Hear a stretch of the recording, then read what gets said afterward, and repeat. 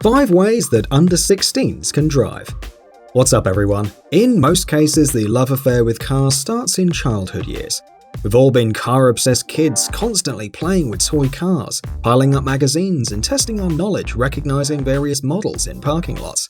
But in most countries around the world, the legal limit is 16 to 18 years of age, and if you're 14 or 15, those couple of years seems like forever.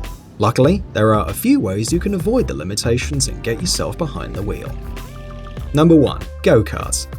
One of the best and most entertaining ways to operate a motor vehicle and have immense fun is to drive a go-kart. There are no legal limits concerning the age of the driver, and the small displacement models can be driven by 7 or 8-year-olds, while bigger and faster models can be driven by teenagers. Driving a go-kart on a track is a fantastic experience because the speed is enhanced by the sound, vibrations, and basically sitting on the ground. It's also recommended for younger driving fans since it will provide them with the necessary understanding of driving dynamics, basic physics, and feel in real-life conditions. Obviously, it won't replace the experience of driving a proper car, but it will tell you what to expect when you finally sit behind the wheel of a road-legal vehicle.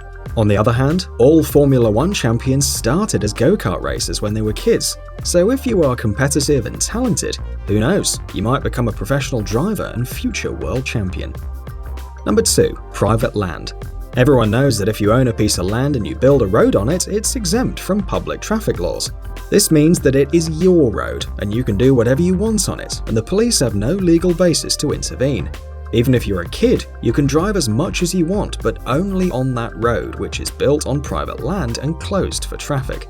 Sounds fantastic? Well, it is, and it's every car person's dream to own a piece of land with a proper stretch of asphalt on it. This means that you can do all the fun things that are illegal on public highways, like burnouts, drifting, or speeding. If your family owns land, even with a dirt road, or you know somebody who does, jump in a car and learn how to drive without the fear of police or a ticket. The only requirement is that you can touch the pedals easily. Number 3. Video games. If you're a young car enthusiast, you probably already discovered the fantastic world of car-themed video games. Luckily for us, we live at a time when computer graphics and animation have reached impressive levels, which means that driving games are unbelievably realistic and fun. If you decide to go a step further and invest in a quality computer steering wheel, multiple screen setup, and pedals, you'll have an extremely engaging environment, which will provide you with real-life driving and racing experience. The racing game genre is so good these days that professional drivers use the latest games to learn the tracks and to prepare themselves better for real races. Not only will computer games provide you with hours of fun, but they can also be an interesting opportunity into racing in real life. Back in 2008, Nissan established a racing program called Nissan GT Academy, which recruited future racing drivers amongst teenagers who played Sony's popular racing game Gran Turismo. Nissan and Sony were so confident that the game was realistic that they offered the first person to set the record in the game to go in a real racing car. 10 years later, more than 20 young drivers have been given a chance to replace their computers or consoles with real-life racing cars. Pretty crazy. Number 4. Alberta, Canada. You're probably thinking, what does Canada's central province of Alberta have to do with teenage driving? Well, Alberta's a very interesting place on this list, because bizarrely, you can legally drive as soon as you hit 14 years old. Unprecedented elsewhere in the world. As soon as you pass the driving test, you can get your driver's license, but sadly you must be in the company of another driver over the age of 18 in order to legally operate the motor vehicle. In real life, this isn't a problem, since having an older friend or relative in a car with you is a small price to pay when you can legally drive at the age of just 14. If you're considering immigrating to Canada, we should remind you that Alberta has a harsh continental climate, and most of the time when you'll be driving, it'll be on snowy mountain roads. Not really a lot to crash into out there. Number 5. Driving a quadricycle in France. If the snow blizzards of Alberta made you think twice about moving to Canada, we have a much better alternative: France. As always, however, there is a catch.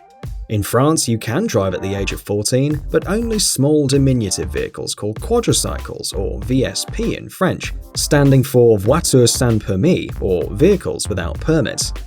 Quadricycles are small cars with tiny engines producing from 5 to 10 horsepower and capable of reaching speeds of around 40 to 50 km per hour or 25 to 30 miles per hour. Basically, the quadricycle is a scooter with 4 wheels and 2 seats, and it's treated as such. The French laws permit 14-year-olds to drive it, but without driving them on highways and open roads, since the speed limitations will affect the other drivers. Quadricycles make perfect urban runabouts though, and with the size of a smart car but much slower, VSP vehicles are common in big cities and urban areas. Yes, we know it's not proper driving, but when you're 14 or 15, this is the best you can get when it comes to participating in real-life traffic. The biggest manufacturer is Ixam, and their models are even exported around the world. So there you are. Is there anything I missed out? Thanks for watching, and don't forget to like the video. I try to reply to every comment in the first 3 hours of posting this video. Cheers!